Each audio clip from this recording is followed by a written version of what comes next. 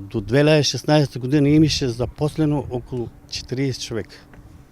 Значи, те ще бяха запослени с тия човеците напредна, кой се реновираше дома, кой трактор ще билаше.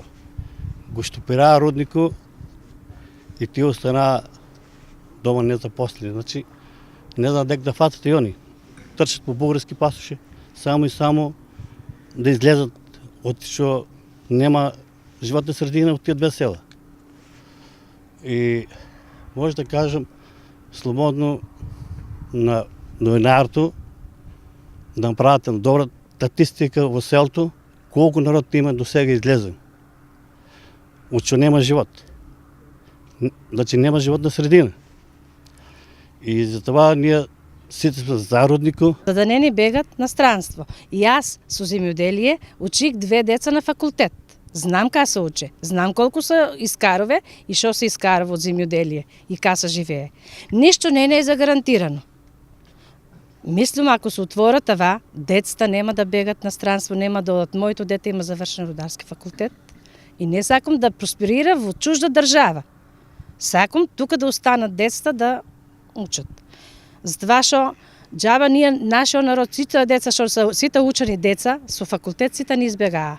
Во село Иловица да дојдете да ви однесу, можам да ви кажем од има над 60% куќи затворени. Само со дедовци и со баби што живеат. И още се иселуват. Дојде денеска визи на 3 млади деца да одат за Белгија. Зошто да бегат од тука? Значи сакам тука да се отвори. Затоа што премиерот на нас не ни гарантира дали ќе ода компиро, дали ќе ода пиперо или зелката. Ништо не е кажал што министерот по земјоделие дали нешто ќе врве. Ако веќе не се доколку не се отвора руднико, не дозволят, нека затворат факултетот да не учат децата. Јас сум Климент Младенов, инженер по биологија по вокација и по моите истражувања за ова компанија што се случува, нели најмногу се случува тоа на медиумите и на интернет.